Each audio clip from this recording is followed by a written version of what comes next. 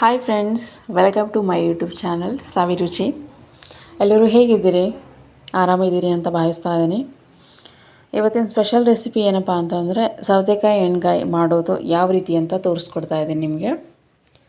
ಅದಕ್ಕೆ ಬೇಕಾಗಿರೋ ಸಾಮಗ್ರಿಗಳು: 1 ಕಪ್ ಶೇಂಗಾ,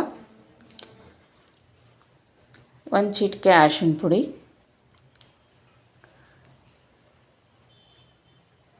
1 ಟೀ ಸ್ಪೂನ್ ಖಾರ ಪುಡಿ, ಅಚ್ಚ ಖಾರದ ಪುಡಿ ಅಂತಿರಲ್ಲ ಅದು,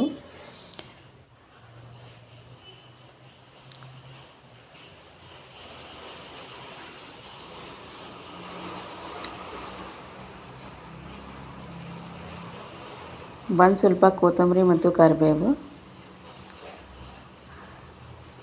1 ಟೊಮೊಟೊ ಹಾಕ್ಕೊಳ್ಳಿ.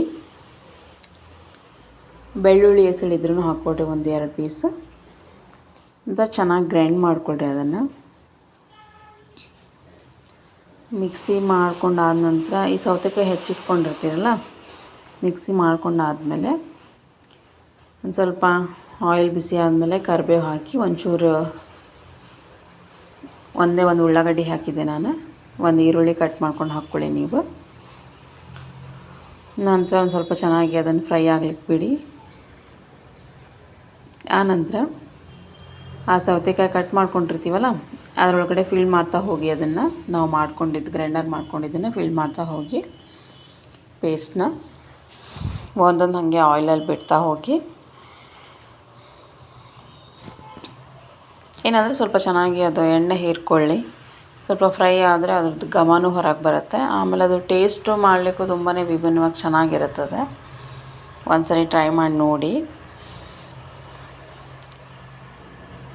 ಒಂದೊಂದಾಗಿ ಹಾಕೋತಾ ಇದ್ದೀನಿ ನಾನು, ಫಿಲ್ ಮಾಡಿ.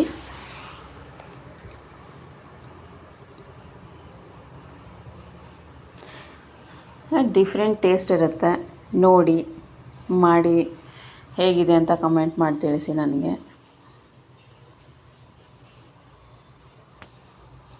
ಇದಕ್ಕೇನು ಜಾಸ್ತಿ ಸಾಮಾನು ಬೇಕಂತೂ ಏನಿಲ್ಲ, ಮನೇಲಿ ಯಾವುದಿರುತ್ತೋ ಅದೇ ಐಟಮಿಂದನೇ ಮಾಡ್ಬೋದು. ಮತ್ತು ಹೆವಿ ಮಸಾಲನೂ ಇಲ್ಲ, ಸಿಂಪಲ್ಲಾಗಿ ತುಂಬಾ ಟೇಸ್ಟಿಯಾಗಿರುತ್ತೆ.